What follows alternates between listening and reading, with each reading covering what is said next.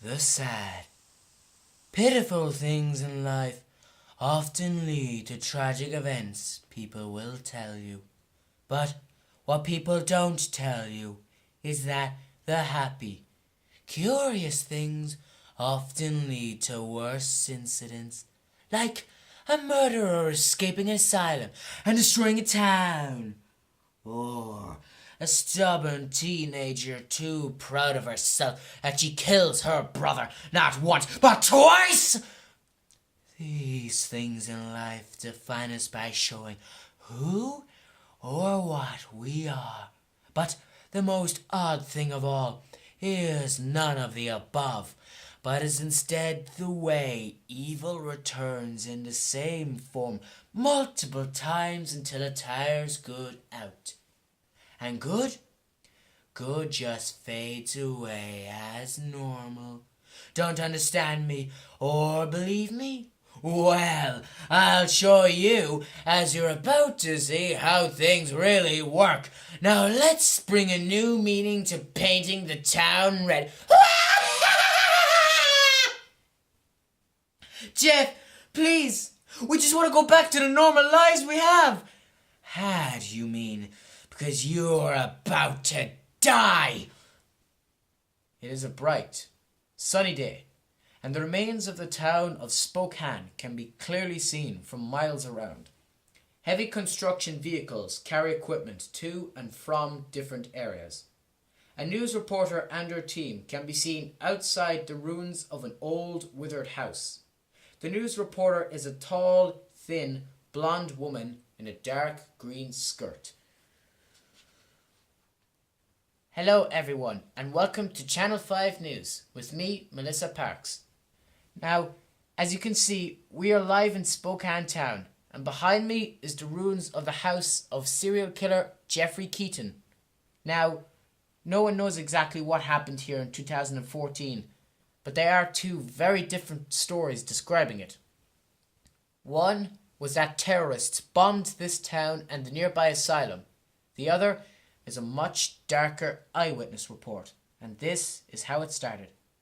After having his face slashed by a local boy named Chris Mex, Jeffrey Keaton went insane, and him and his brother David killed their mother and burnt the house behind me. They ran into the woods but were caught. David escaped while Jeff was sent to Ferguson's asylum, but somehow escaped 4 months later and reunited with David. David and Jeff led the inmates through the town and destroyed everything. David was killed, but Jeff wasn't. He met his long-lost sister Jane and tried to make her like him. But she refused, and Jeff set off an explosion. Jane escaped with another inmate known as Toby Rogers, while Jeff and everyone else in this town died in the explosion on Christmas Eve 2014. Now, you think that would be it, right? Well, apparently not, as during reconstruction of the town, people went missing. A family moved into the local mortuary near here and supposedly encountered Jeff themselves. The mother and a few others were killed, but the son and daughter survived and battled Jeff in the sewers, where Jeff was said to have been killed. Ironically, he was killed again. That was in June 2015 and was the last they would see of Jeff. But even more bizarrely, Jeff came back yet again, and on April 4th, 2016, made his return with a cult known as Little Smiles and murdered 100 people. Jane and Toby, who were in Spokane at the time hunting inmates, tried to stop Jeff, but it is claimed they failed and a demon was summoned in the church. The same demon said to be the reason why Jeff keeps returning. Jane defeated said demon, and with a team of over a dozen cops, Jeff was shot dozens of times and finished off by Jane. But there is still a rumour that Jeff returned through his blood bond with Jane and injured Toby and escaped.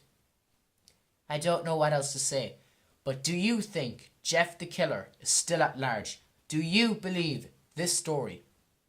Now, one thing worth mentioning is that the American government tried to cover Jeff's story up by making a fake internet one on a website known as Creepypasta. They changed a lot of the details about his story, including his name, which they changed to Jeffrey Woods. In the end, it's all speculation. No one knows for sure about the truth of Jeff the Killer. It all sounds a lot like something from the Bible, if you ask me. Death and resurrection, not to mention the demon being summoned in the church. Well, that's it for today's report. I'm Melissa Parks, and this has been Channel 5 News. Goodbye. Melissa and her team pack up their equipment and get into a van with Channel 5 News written in red, surrounded by blue on either side. The van drives away. Later that night, a man is walking up a hill to his home. The man is humming to himself. He stops suddenly and turns around. He whispers to himself, "I could have sworn I heard someone." The man continues walking. He hears footsteps behind him. He looks around again, but there is no one there. The man shouts, "Who's there? I'm not stupid. I can't hear you." The man continues on and arrives home. He turns on the TV and watches the Channel 5 News. I don't know what else to say, but do you think Jeff the Killer is still at large? There's no such thing as Jeff the Killer, but this dumb fool thinks there is. The man turns off the TV and goes to play his piano. He plays the song Sweet Dreams. After an hour, the man stops. He looks to his right and is suddenly paralyzed with fear. Standing there is a figure in a blue hoodie. The figure is wearing a grey mask with a painted Chelsea grin on it. In its hand it holds a steak knife. The man screams in terror. "Oh fuck, no!" The man slams the piano lid on the man's hands and swings a knife at his throat. The man ducks and manages to push the piano lid up. He tries to run past the figure, but the figure grabs him with its right hand and stabs his ribs with the knife. The man kicks the figure away and runs out of the house. The figure doesn't follow, but laughs as he escapes. Meanwhile, on the other side of town, Melissa Parks is walking by the well where Jeff was last killed. She takes notes of the area and church beside it, as well as the graveyard. I can't believe people still believe the bullshit terrorist story. All the evidence proves it is fake. Melissa hears someone humming and quickly looks around. "Who's there?"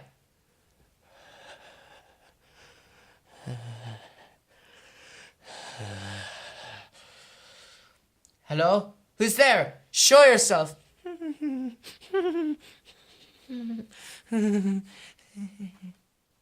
Some weird teens again, I bet.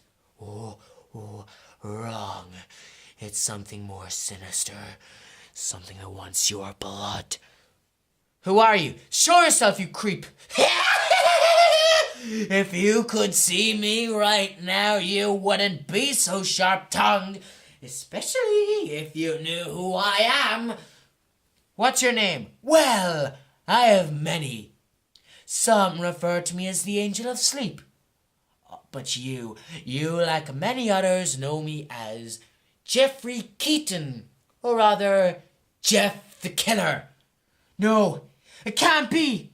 The stories are true." Yes. I can't die, you see. Even if I want to, I fucking can't. But you're still human. You can die. You know, you are pretty though.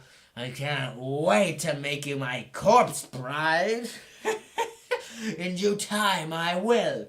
Till then, see you around, Melissa.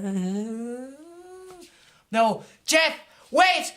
Melissa keeps shouting for 5 minutes before giving up and realizing what exactly had just happened. She had just encountered Jeff the Killer and lived. But was it Jeff's choice to let her go so he could play with her a bit more? Maybe. The next day, Melissa tells her team what exactly had happened. They don't believe her and laugh at her.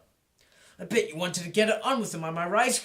I'm Jeff the Killer, go to sleep." "Guys, shut the fuck up. I'm not messing. He is real." "Oh yeah, Melissa, I believe you. Hey, did you meet Michael Myers and Jason Voorhees as well?" "Oh, go to hell." The first worker comes up behind Melissa and puts his hands around her waist. "No, baby, it's pronounced go to sleep. Get off me, you ghoul." Melissa pushes the worker away. "Since you prefer to creatures sitting there drooling to yourselves, how about you go do something useful, like finding me a damn story to report?" "Well, actually, funny enough, there is one thing. Last night a man got attacked by a murderer and escaped.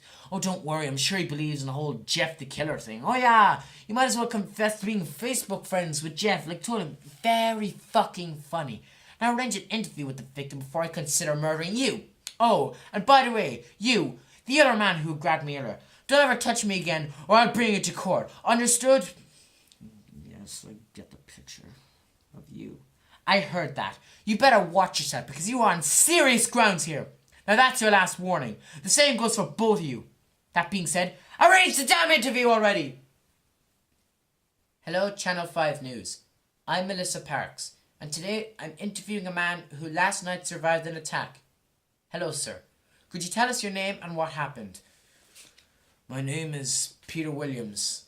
I was walking home last night, and when I got home, I was attacked by someone in a blue hoodie wearing a mask.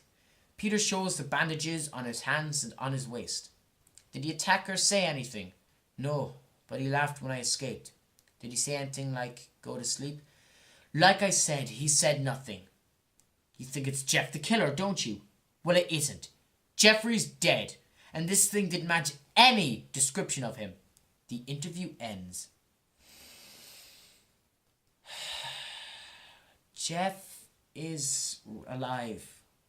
I experienced him face to face. Bullshit! Nobody survives meeting Jeff, but of course you think that. Nobody believes me, but I can prove it. This town is cursed in blood, and the answers of the myths as to why all lie in one place. Ferguson's Asylum. No one has been to that asylum in years, since the inmates escaped. It's off limits and in bad condition. What do you expect to find up there exactly? Honestly, I don't know, but it's worth a look. With or without you, I'm going. Melissa leaves the studio and Peter follows her. I must be insane to be doing this. You've got nothing to lose but your life. They get into the van and drive to the asylum. Meanwhile, the worker who set up the interview is at home watching TV. He doesn't notice the blue-hooded figure sneaking up behind him. Suddenly, the figure grabs the man's chair and pulls it backwards and starts choking him. He rams his knife down the man's throat and forcefully tears it out. The man dies instantly as blood fills his throat. Don't get excited for it tomorrow. There won't be a tomorrow. Suddenly, Slender Man appears. Bloody painter, you are by far the most effective addition to the proxy since Toby left. Thank you, Master. But beware, for you face a new threat. Jeff the Killer has returned. Be prepared for him. I've learned to let go of the past. I can and will kill Jeff. I hope so, for your sake. Slender Man teleports away, while Peter and Melissa approach Ferguson's.